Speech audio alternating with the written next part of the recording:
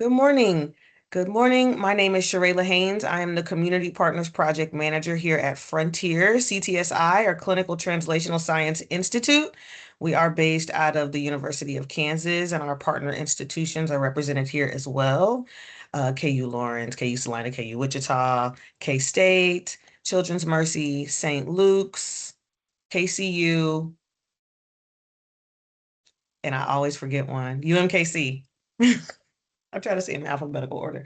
Thank you so much for attending the Multidisciplinary Advocates and Researchers Group, also known as MARG. This morning, we have a really interesting presentation, the Implementing Kanbe's Markets Healthy Corner Stores in Wyandotte County, Barriers and Facilitators. For the interest of time, I have elected to only read the bios from two of the people that are presenting today. Um, If you would like to hear the bios from the rest of the presenters, I am happy to read them for you afterwards, but I would like to make sure that they have enough time. So I'm going to read about Mariana and Griselda.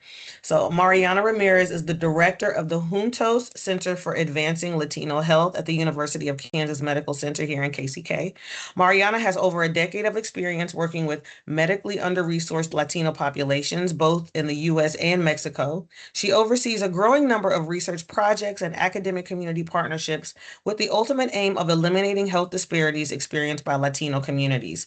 Mariana specializes in the cultural and linguistic adaptation of behavioral intervention programs, having worked in the fields of diabetes prevention, smoking cessation, caregiver support, sleep health, and community health worker education. Her work embraces community-engaged principles by partnering with community members to co-create and disseminate knowledge that address community needs. Mariana is actively involved in her community, serving as a technical advisor for the Kansas Hispanic and Latino American Affairs Commission, and as a member of both the Health Equity Task Force of Wyandotte County and the Kansas City Medical Society Foundation Charitable Care Committee. And we have Griselda Jimenez Munoz. Griselda is a community health worker with over 15 years of experience supporting diverse communities through culturally responsive health education and outreach. She has contributed to major public health initiatives, including the NIH All of Us Research Program, where she helps strengthen participation among underrepresented populations. Griselda currently leads community recruitment efforts at Juntos Center at the University of Kansas Medical Center for several studies, including the Get Active study. She is part of the navigation and recruitment team at the Center for Genetic Services and Health Equity, where she helps improve access to genetic counseling services while also collaborating with Frontiers, working to expand equitable access and representation in health research. Through this work, she helps ensure that Hispanic and underserved communities have access to innovative studies that promote long-term well-being and inclusivity in science. Please welcome Mariana, Griselda, Dr. Christina Baker, Dola Williams, Andres Chaurand, and Rebecca Hutson to the stage. I turn it over to you. Thank you so much for coming today. Thank you for having us. We're super excited to be here. Um, so Christina is gonna help us share the slides, and we're very excited because it's our team, and it's a partnership with the Center for Implementation Science and also Canvas Market, and we have representation from all of the above today. So I'm just gonna do a quick intro. Our project, it's called Planning the Implementation of a Healthy Food Distribution Model in Food Deserts. And last week, we just attended the ribbon cutting for the opening of Healthy Corner Stores in Wyandotte County from Canby. So couldn't be more excited to talk about it now. Next slide, please, Christina.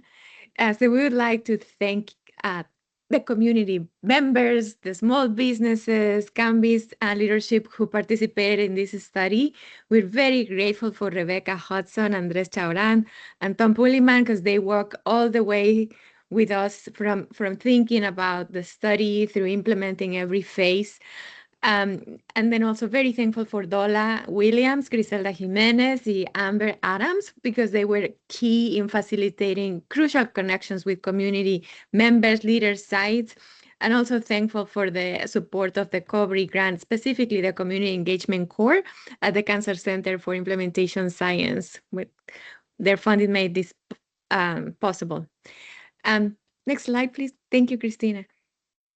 So this is our project team. We're a big team. Linda and I are the co-principal investigators, Rebecca and Andres, our community partners. We had amazing mentors, Sarah and Ed, and you can see amazing coordinators there, Dola, Christina, Mariana, Isamara, Alma, Jonathan, and Griselda. Next, please. So we're going to talk about background, methods, results, some key recommendations that we provided, and we also have a QR code to the full report if you're interested. And then we're going to share how we disseminated back to the community. When we were doing this work, they asked us, so what are you going to do what we just told you, with what we just told you? So we said, we'll come back and share with you, and we did. And then we're going to hear an excited update from Kanbe's market as well. And so we know that fresh fruits and vegetables are essential to a healthy diet, right? They're part of national and international dietary guidelines.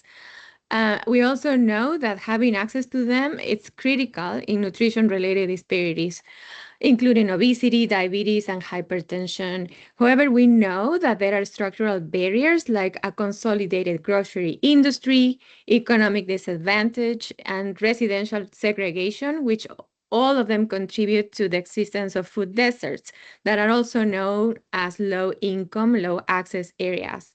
In families in these areas, face disproportionately high cost to access fresh fruits and vegetables because they have to pay higher pricing for local options, or they have to incur in transportation expenses to access full grocery stores or supermarkets. Next, please. So what does it look like in Wyandotte County?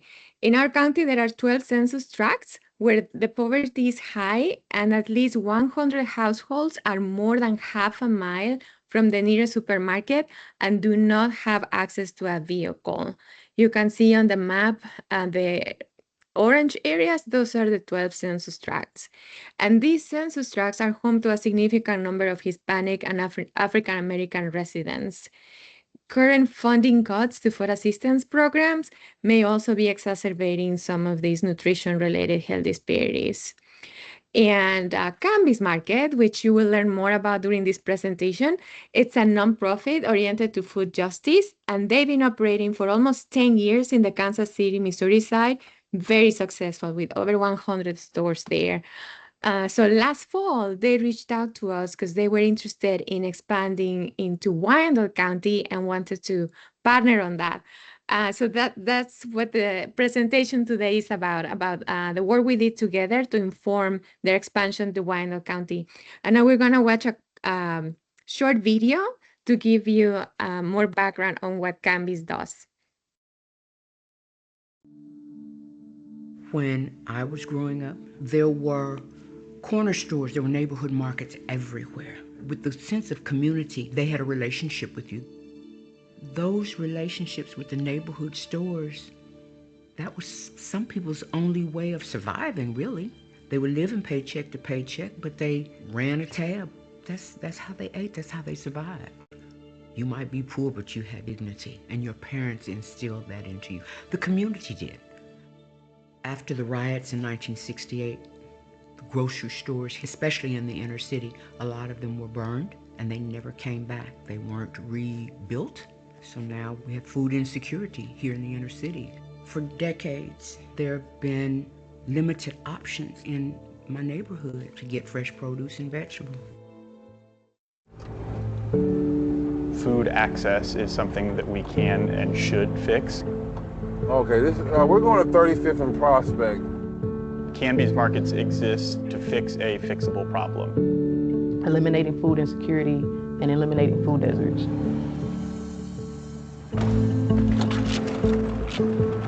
We solve that problem by working with the corner convenience stores, the mom and pop shops, that existing infrastructure that is a part of the framework of those communities. This is healthy food, actually grown by local farmers, and we work with wholesale produce to bring these healthy foods into these communities. The cost is cut dramatically, and for more people to afford it. We try and do it 7 days a week by bringing in all the equipment that they need to make selling fresh produce easy, and then the produce itself is brought in on consignment, so there's no risk to that small business owner. Have a good one. Once we heard about Kanbe's Market, it was a perfect partnership for us and our customers as well. I mean, first time when you see it, all of them surprised, like we're selling fruit and vegetable here. I was really happy about it because there's hardly any produce around here.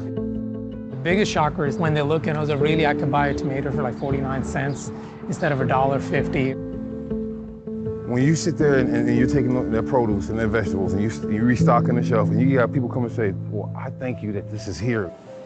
You hear it all the time, you know what I'm saying? And it's not like it's scripted or anything, it just happens at random moments. I think sometimes they make me feel like I'm Superman. So.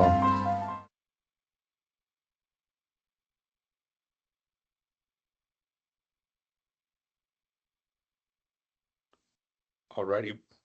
This is Andres Chaurand with Kanbe's Market. Sorry, my camera is off currently. I leave it off during presentations because my connection gets wonky. So that's the reason why I can show my face after I'm done so everyone can put a face to the voice.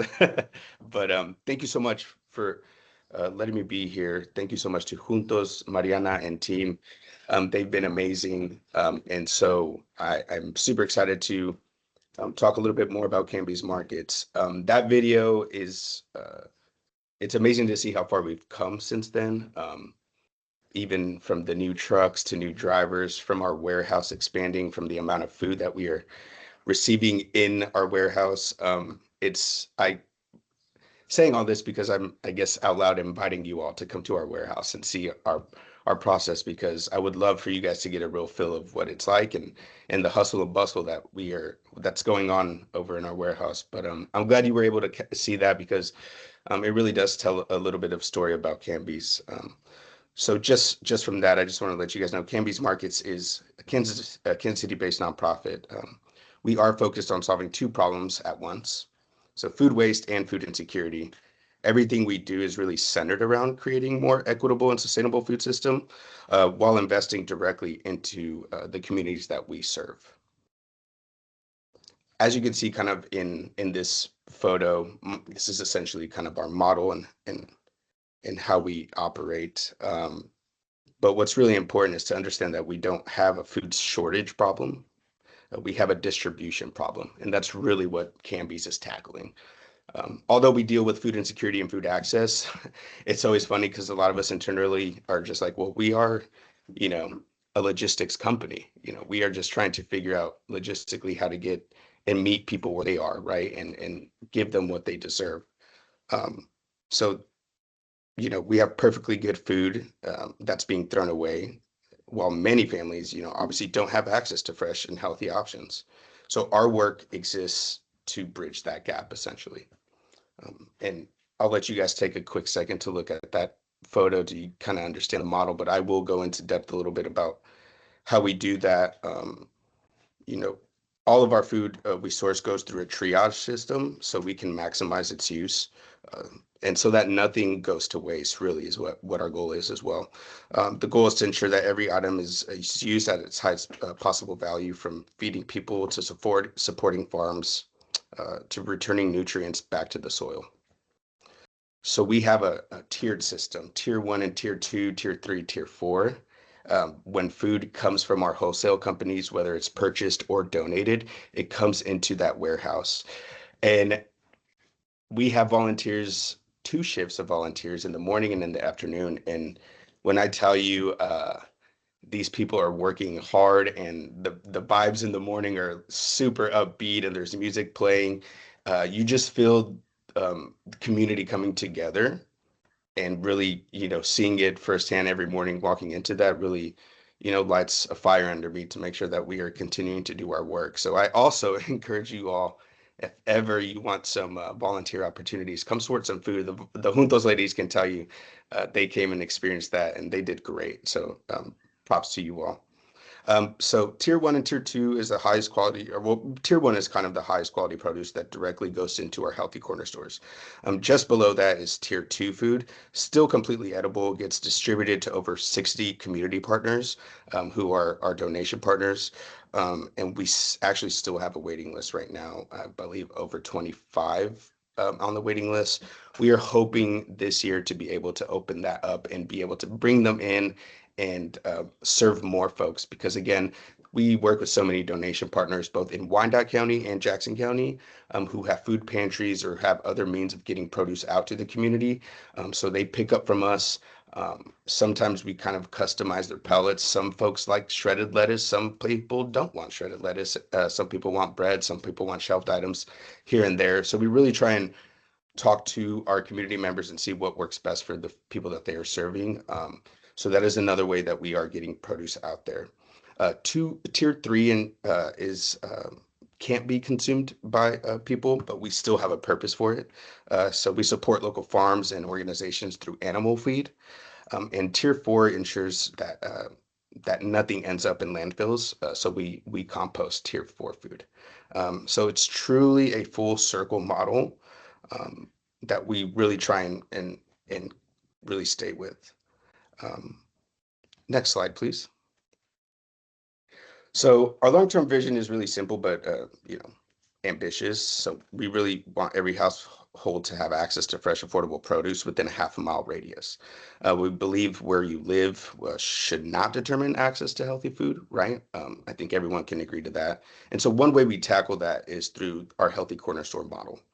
And this is really kind of where we've had a lot of our focus within the past year with our expansion as a whole within the organization. And my main job was really to bring us from 67 locations to where we are now at 127 healthy corner stores, coolers inside of already existing locations in both Jackson and Wyandotte County.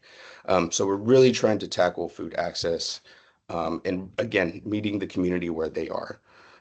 So we partner with existing neighborhood businesses to provide a cooler at no cost. They don't have to buy any inventory and they keep 30% of the sales. It's really designed to be a win-win for both the business and the community. We restock these stores 5 days a week to make sure that that produce that's in those coolers maintains fresh. If anything was to go bad in those coolers, we make sure to pull that out of there, that inventory, no cost to the store, and then we replace that. Again, kind of off of the video, you saw Miss Vicky Sales, talked about dignity. I think that goes into kind of the produce that we put into these coolers. Although our prices are usually 25% lower than Aldi and Walmart, the quality shouldn't be 25% lower than Aldi and Walmart, right? We need high quality, fresh produce that everyone deserves. So that's what we're doing here. That's why we do the 5 days a week. We're hopefully expanding that to 6 to 7 days a week. I know in the video it said 7 days a week. That was like when we had like 10 stores, which is awesome. And I think we should get back there. But from scalability purposes, we've done 5 days a week with, I think we are at 7 routes total right now, which is great. But hopefully we can open up the weekends to these stores because again, you really don't know what some of this produce, you can stock it on a Friday and by Saturday it's already going bad. So we really want to stay ahead of that because again, quality for folks in these neighborhoods is kind of our number one goal here. So we want to make sure that we stay on top of that. So yeah, this model works because people, again, we meet them where they are and where they already shop. They have trusted relationships with some of these store owners, with these clerks behind, behind the POS system that they talk to every day. And it's their corner store. So that's really how this model began. Rather than, I know it says healthy corner store, so you might think it's an actual brick and mortar. They're already existing locations throughout the city. We just bring the cooler that's in this picture along with the 4-tiered basket for free. Again, no cost to them. And all we ask for this locations is to have space, to have power, and to have some type of way to run transactions, right? That's kind of our main 3 tiers there for when we are seeing who qualifies for a healthy corner store. And based off of some of the amazing research and data collection from Juntos, we learned that there's also non-traditional healthy corner store locations that would be interested, from laundromats to I always use this example, but I'm going to get there eventually. I'm still working this owner, but El Padrino is over here in Wyandotte County. It's a soccer store, but that a lot of people I've known for years. She owns a indoor soccer dome as well that has a kitchen inside of it that, during the weekends, families come and play soccer, they can eat. But she thought that would be a great location for a cooler. I would have never thought of that if it wasn't for the amazing research from the ladies at Juntos. And to get that information really shows you that people do care. As long as there's access and a trusted place to be able to get that, they will shop for that product. So that's really what we are trying to do. Again, meeting folks where they are. And after 10 years of operating in Jackson County, we finally were able to expand our efforts into Wyandotte County. So that's really been an amazing effort that's been a little tough, but at the same time, totally worth it because being, born and raised in Kansas City, growing up in the west side, Jackson County over here downtown, highly Latino population area. Wyandotte County was right across the street from me. So I was constantly in Wyandotte County and never knew it. So the neighborhoods kind of blended together for me. And so this project, as we expanded, was a no-brainer that, food access and low income, low access area is in Wyandotte County. And so these coolers in this model I thought would be successful. And as of right now, we are at 25 locations, which is really exciting, and continuing to hopefully grow. But I will talk a little bit more about that as we continue. I think these are my 2 slides for now, and then the Juntos ladies will continue.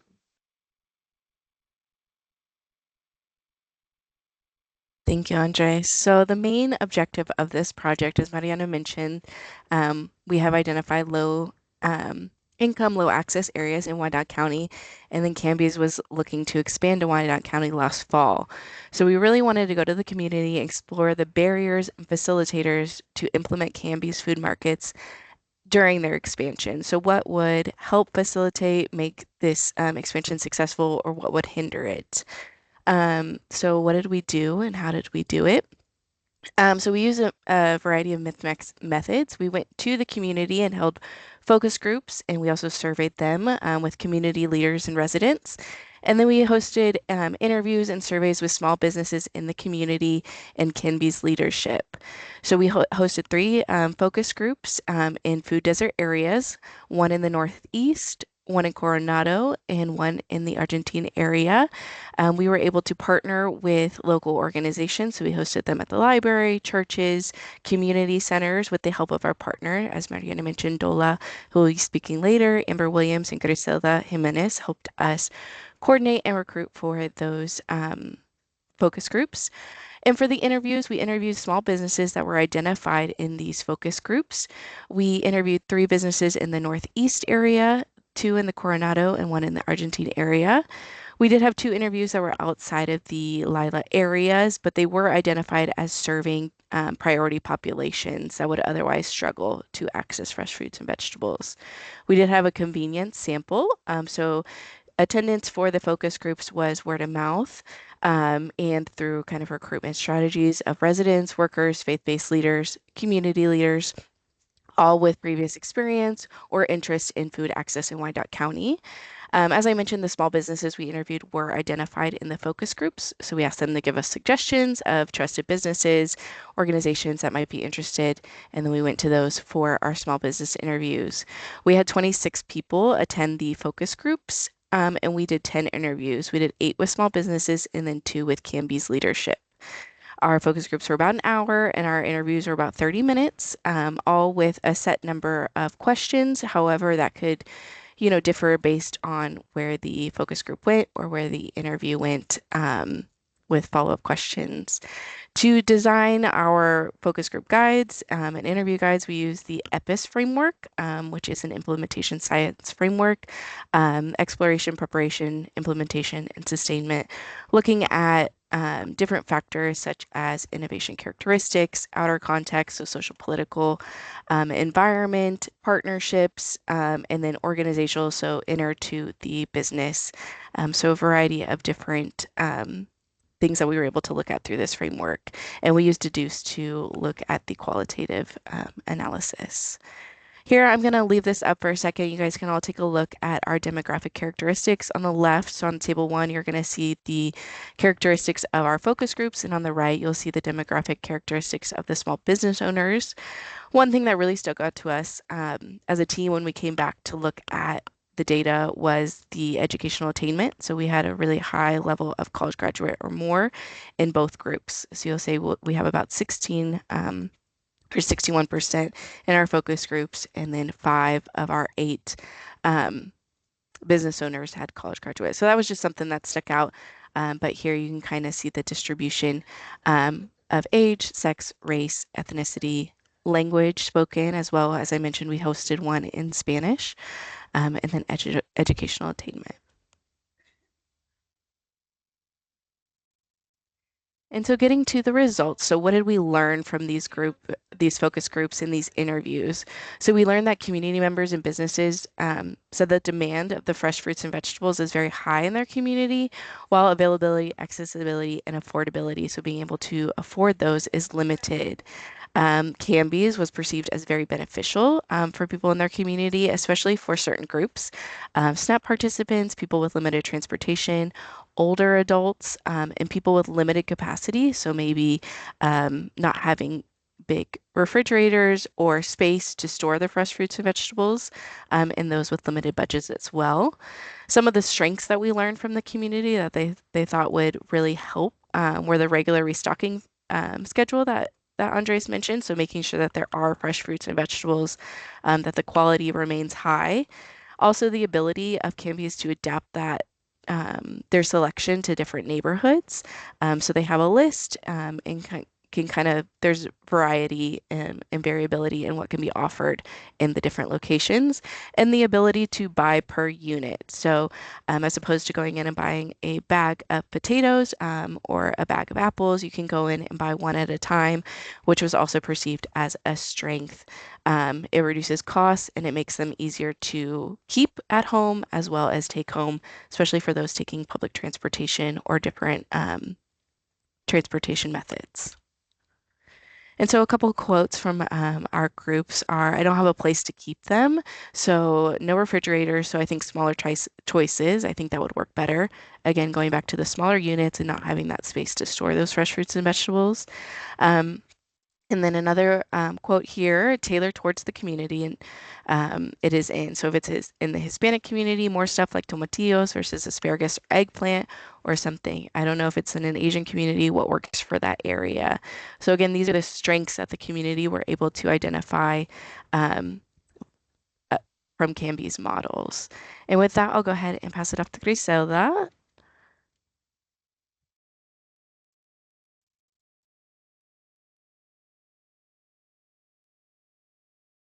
The key recommendation by the participants. During the session, participants shared their perspectives and presented ideas about potential barriers, as well as strategies to promote the successful implementation of the program. The lack of knowledge about the Healthy Corner Store program was identified as an important barrier.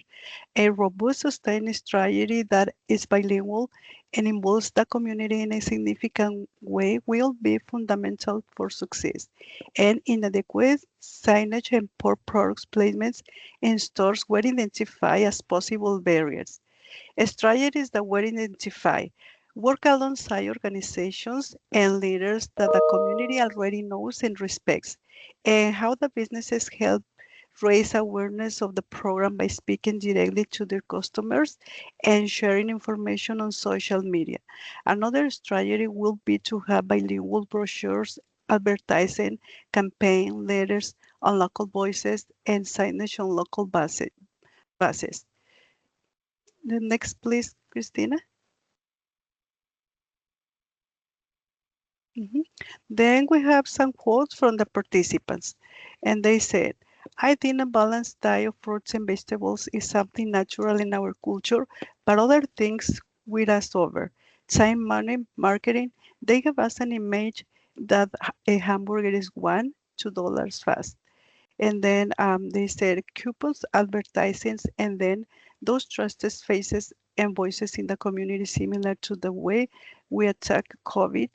I've seen Facebook posts for Mr. Wilson pizza guy, like the saying, I got a kiosk, come get a pizza and get some fresh fruits while you're here. Um, and cultural relevance and trust. Participants emphasize the need of to offer culturally relevant fresh fruits and vegetables, and mention that they would like to have access to additional foods in addition to the fresh fruits and vegetables offered, such as rice and beans, etc. Also, the fruits and vegetables sold in small trust businesses with deep roots will be more trustworthy and accessible. And we have these quotes expressed by the participants. So they said, places that have a commitment to the community, commitment to making their community better and thereby increase their business. And people aren't going to want to make more than one stop, two and the most or one. They are going to want more than fruits and vegetables. They will want the seasonings to go with it. It needs to be more than fruits and vegetables, more staples, beans, and rice.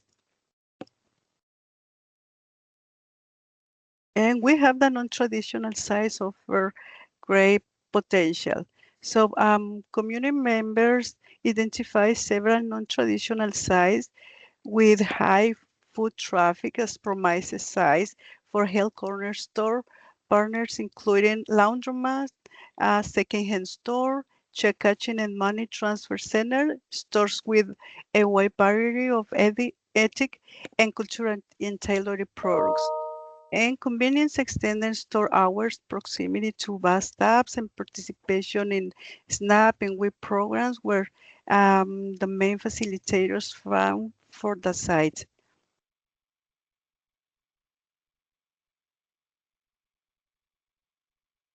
So the business alignment and readiness are strong, which is a great thing to hear that there is alignment with the small businesses with Kanbe's markets. And then also the businesses are happy that there are no upfront costs and low risk of loss related to expired foods made. And then also that there's a consignment model that is promising to small businesses. The next slide, please. And then also some quotes from businesses are they have up to 15 employees that this impacts because they're going to be there. They're going to put out the fruit and things, and well, there it is now. The next quote is, I think that there is training. I think that training is important for them so that they know how to present the product to people and what to call it, because we have never sold this type of product before. So training on how they can best engage the person so that they're a little bit consistent. Because here it is important. Here we do not want them to come to do their shopping once, but rather with consistency every time. And they would say, you know what, we're not just going to go for the piñata, but we are going to go for the fruit as well. Next slide, please. And this is about sustainability and how it's required for partnerships and continuous learning. So Kanbe's leadership team emphasized the importance of strong engagement and financial sustainability with business partners, as well as strengthening relationships with them through constant communication. And some opportunities for long-term viability include partnerships with local health systems to expand the Food is Medicine program with the unified government of Wyandotte County to resolve structural barriers such as limitations to cell systems in UG sites. And then last, the budget cuts to food assistance programs and disinvestment in retail stores underscore the need for food access models that are flexible and community-centered. The next slide, please. I'll just uplift a few of the recommended strategies here. Promoting consumer interest in Kanbe's fresh fruit vegetables, adapting the selection of fresh fruits and vegetables to cultural preferences and community demand, strengthening training and constant communication with small businesses, improving product visibility, placement, and presentation in stores, and then leveraging partnerships to boost sustainability and future growth. I'll pass it on to Candice.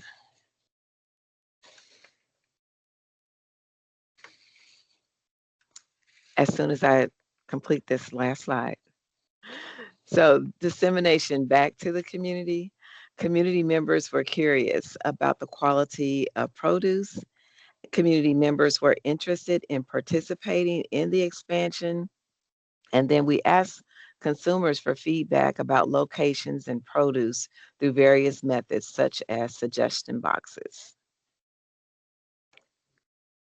Thank you. Candice. Wonderful. Thank you so much. Yeah, as you guys can see here, this is a map of our 25 locations, healthy corner stores, coolers inside of stores in Wyandotte County. As you can see, we go as far west. Our speed stop is nearly at the, oh my God, now I'm forgetting the names, the Legends. Thank you. But what's great about that location is that it's literally in the same parking lot as Aspire Care of Wyandotte County. It's also right next to the Children's Mercy Sports Clinic. And the reason I bring this up is because I think it's very important as to where we put some of our healthy corner stores, obviously within the inner city and within the areas that are food deserts. And some would say, well, off a parallel by the Legends, I don't really know if that's really a food desert, right? You'd be surprised, and there's a lot of neighborhoods around that area that do not have access to a grocery store that's within driving distance, let alone walking distance, right? But I also say that it's important where this location is next to the Spire Care and the Children's Mercy, or I think it's not Children's Mercy, it's you guys can correct me if I'm wrong, but there's another location out there that's a sports clinic. But we have a program that we call our voucher program, where we partner with local hospitals, and they're able to give $10 to $20 vouchers to their patients to be able to go to our coolers. We have 12 coolers right now throughout Jackson County, and now expanding that into Wyandotte County, where they can take that $10 or $20 coupon, go to our cooler and spend that and get $10 to $20 of produce for free, right? That's a win for the store itself, and also a way to get food as medicine, to our patients, right? Some of these folks not only could use it for health purposes, but just because they don't have anything or any money to maybe to go to the grocery store and have dinner that night. So I think there's ways we can tackle that. And so Speed Stop, I think, is a great location to hopefully implement that program. So we're really excited about that. But as you can see on the list, we're everywhere from Leavenworth Road to Parallel to State to Minnesota, to Quindaro to Fairfax, Call. We really are trying to cover as much space as we can within our 25 locations to try and tackle what we're trying to tackle, right? Food access and food insecurity. Next slide, please. And if you guys need access to that, you'll see on the last slide, there'll be a QR code. You can always go to our website and go to where to find us, and it'll take you to a map. And I'll talk about that here in a couple slides. But if you're ever curious of where you can find a cooler near you, please use that, so that I hope all of you feel encouraged to go shop at a cooler. If you need a bell pepper during lunch, you forgot that, but you got some dip, please go to our cooler. Whatever it may be, I'm telling you, it's going to be good. So hopefully you all can do that. Last week, as the lady said from Juntos, that we had an amazing ribbon cutting event with both the mayor and Representative Sharice Davids. I couldn't have been happier with where we are. This one meant a little bit more to me than opening 100 in Jackson County, just because we started at 0, right? And to get to 25 has been an immense project, but super rewarding, because you can see how much it does mean to the community as a whole. And that's what it's all about, really, at the end of the day. So having representation from the UG and from a state and federal level was really awesome to see. And again, this location is Metro Auto over in Argentine, Kansas. Love those guys. Bassam is the owner. Great guy, and really just a champion of Kanbe's. And that's what, again, that's what it's about as well. We want people to be invested and buy into this, and that really helps foot traffic into your store. It really gets people like, okay, yeah, I really do want to buy some produce out of this cooler. And that day specifically, as soon as we wrap this up, a man named uh, Jose came down the street from literally one of the houses and was like, "Oh, I saw your flyer and I wanted to check out the cooler. I needed some serrano peppers or like jalapenos." We didn't have any. Of course, we didn't have any. We're like, "Oh my gosh, no."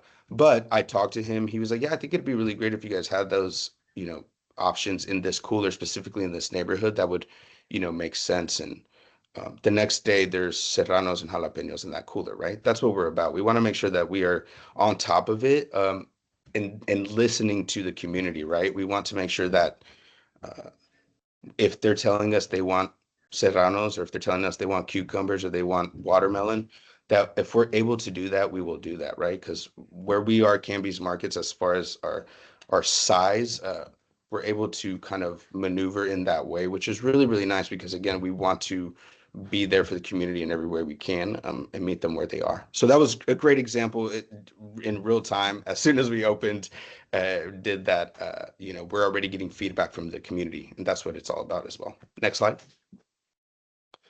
This is exactly what I was talking about, the store locator. So if you guys, hit the QR code, we are upgrading this. We're refining it and getting better at this app. We want to make sure that you can really find a cooler near you. I used it on in my location. I live in 5th and Taromie. Don't look me up. I'm over here on Strawberry Hill. And I used the app and it pulled up my kind of place, which is in 9th in Minnesota. And that is the closest cooler to me. So I was like, okay, it's working. It's kind of getting there. There may be some bugs here and there, but we really are refining that. The marketing team has done a great job of building this out. And again, now this is, maybe our target audience, and especially as we have been continuing our listening sessions with Juntos, this may not be the best way for them to find a cooler, right? Some of these folks aren't using cell phones, or if they are, that may not have the capabilities to do all this. And if it does, it's just maybe a little too clunky and hard to maneuver, right? I know my friend Matt Kleinman was with us at another presentation, and he was using this, and he was like, "I'm having a tough time maneuvering this." I was like, well, if you are, then we might have some other folks who are having a tough job with that. So we really are trying to listen to the neighborhood and get data back from Juntos to be what are the best ways to reach those communities in Wyandotte County, to let them know that there is a cooler right down the street from them or right around the corner, and so that they can go access some fresh produce that they didn't know they had before. So we are continuing to work on that, mailers, door to door, however we can get the word out. Again, I'm going to say this to you all because you guys probably have a lot coming down the pike here in the summertime, but any events that are in Wyandotte or in Kansas, even Overland Park, Shawnee Mission, Johnson County area, we just want to build a presence over here. So always think of us. We're always down to table at events. We give out fresh produce to all the attendees. Just depending on how many there are, we bring boxes of fruits, apples, bananas, oranges, cucumbers, peppers, cabbages, lettuce, and then we bag it all up and give it out to the community for free. So if you're ever resource fair, health fair, anything like that, please think of us, because we want to make sure that we are in the community, getting to know the community and letting them know that there is a cooler by them. And outside of the coolers, like I said, we have our donation partners. We have wholesale purchases as well. So there's a lot of other options to get fresh food outside of purchasing from our coolers. So if you have any more questions, obviously, please let me know, and reach out to me as well. Next slide. Briefly, I'll touch on this to the CAB, the Community Advisory Board. We already have this going in as far as focusing on our Jackson County stores, but we really want to build this out in Wyandotte County. So the first step here is to get 10 folks from in the community to join the CAB. I think from the last listening session, I've had 3 people reach out to me that want to join this, with all diverse backgrounds. And I am so excited because that's exactly what we need, all ages, all backgrounds, where, kind of where you live within Wyandotte County. I want to know it all. And I think that's super important. So again, this is compensated. Although you're going to be doing really community work, we want to make sure that you get compensated for your time. Not only will you be collecting data, but we really want, to make sure that we bring things to the cab so that they can help inform what we do pushing forward. The cab is a little bit different than the ambassador program. The ambassador program would be the folks that are really boots on the ground, having conversation with community members, civic leaders, and then kind of bringing back that data to the cab, and then bringing the cab and Kanbe's work together to kind of build out a plan from there. So as you can see, the cab meets every 3 months.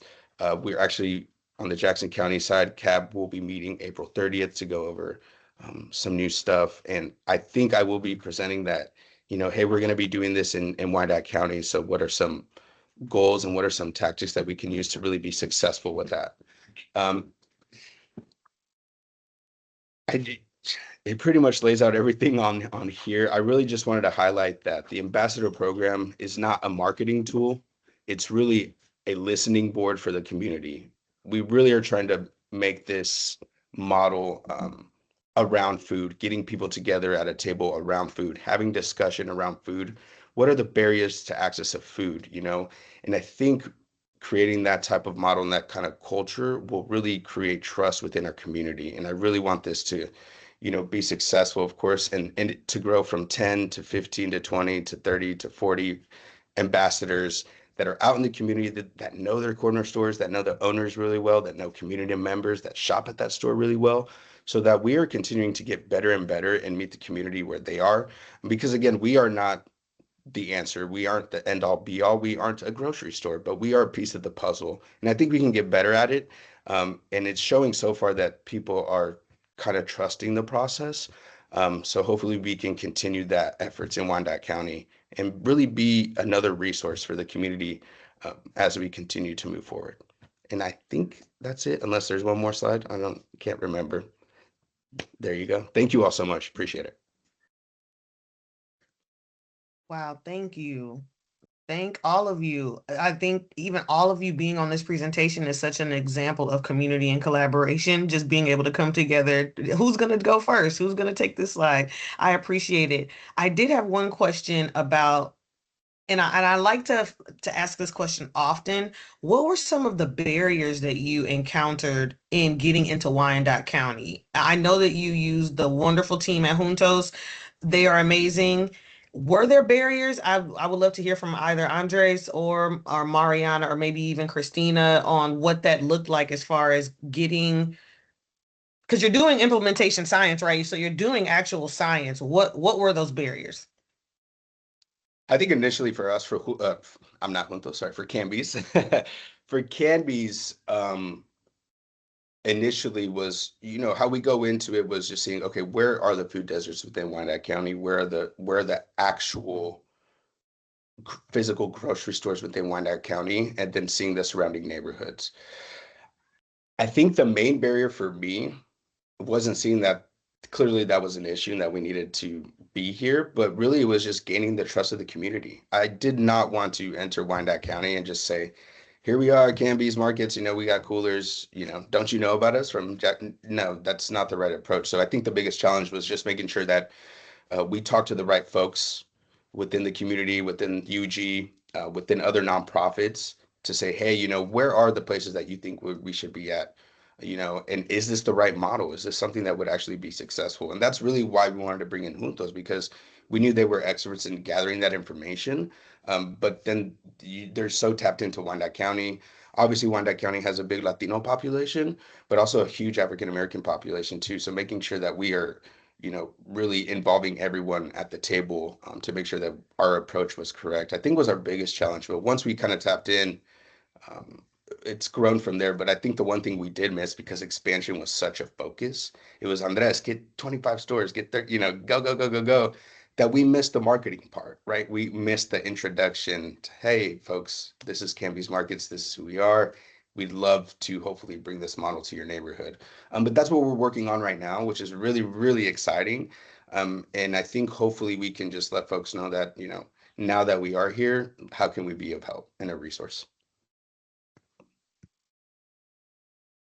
And Christina, Mariana, from your perspective, as far as the science and the research part goes, were there any barriers? Was it smooth sailing for you? Christina, feel free to chime in. I think from the research side, we were very fortunate that so Juntos has been embedded in the community for many years, so we are very well known and have the trust of multiple amazing community partners. And then we have also within our coverage team, we have people like Dola. She's an amazing leader in the African American community.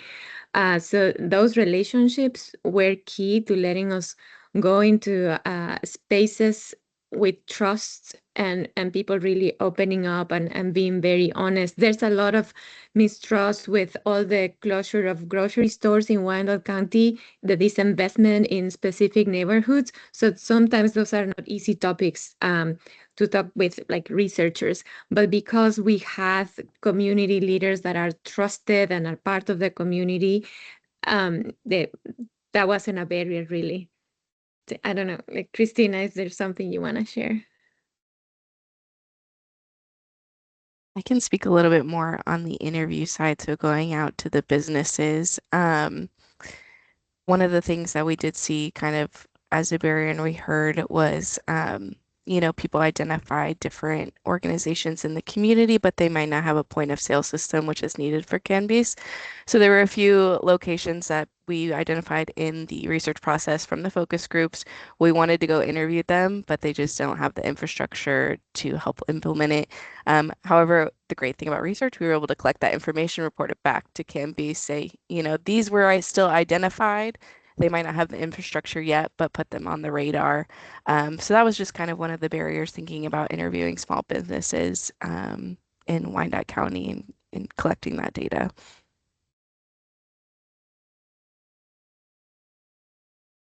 Thank you so much for those answers, Jeanette. Yeah.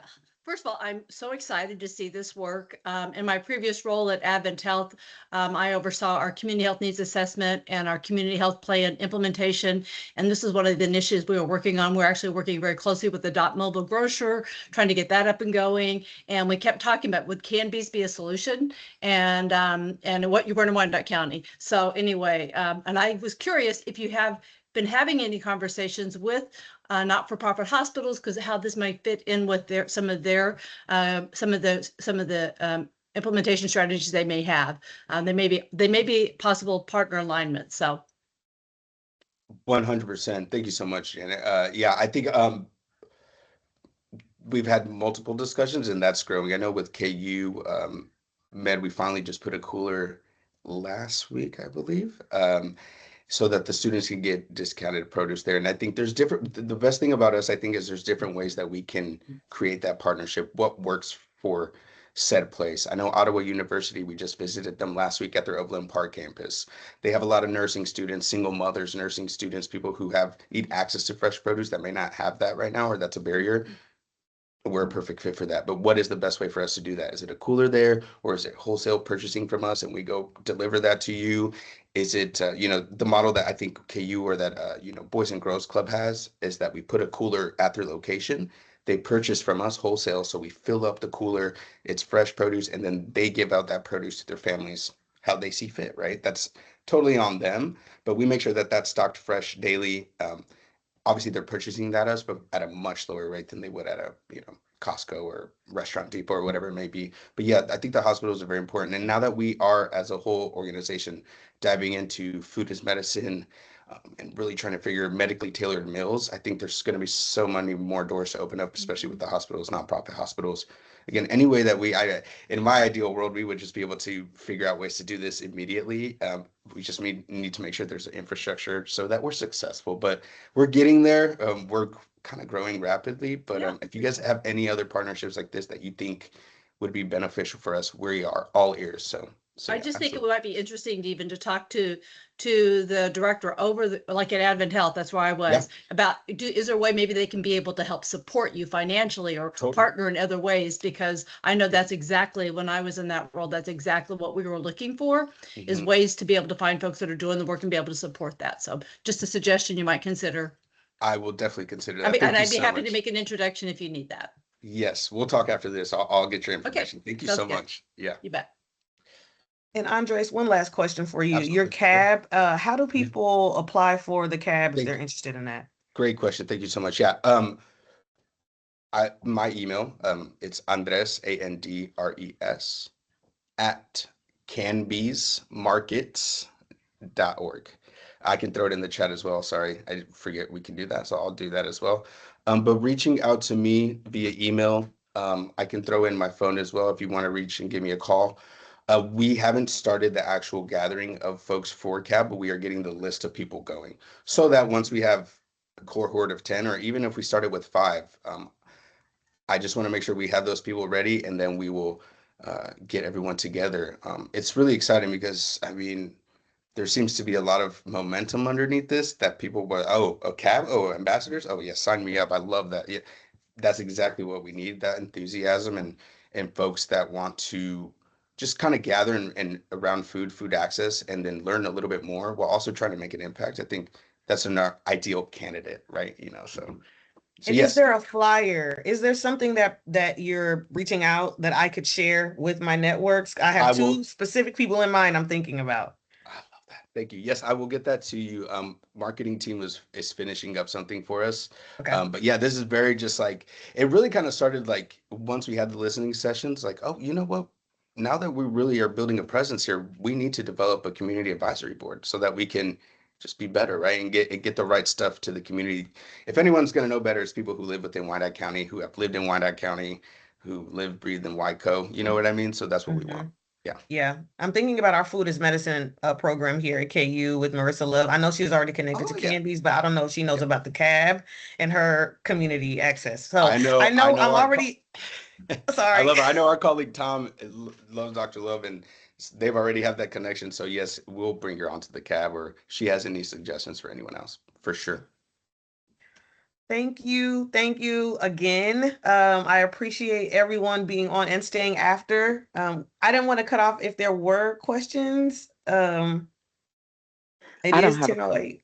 Yeah, I don't have a question. I just want to quickly integrate the livable neighborhoods, because at the level of residents, there's always this gap, and I'm always trying to fill that gap. So if there's some sort of presentation or something we can do, I'm going to my neighborhood group this evening, so they're going to hear about it. But at the level of livable neighborhoods, that would be great. Absolutely. Yeah. And if you all ever have connections within your own neighborhood associations or any things like that where community neighborhoods convene, and you want me to come and present, I'm always down for that too. So please reach out for anything like that as well. Awesome. Well, next month we'll have Catherine Beringer, Dr. Catherine Beringer, and she'll be talking about fostering mutually beneficial community research partnerships with her work in the LGBTQ community from Detroit all the way here to Kansas City. It should be a very interesting conversation as well.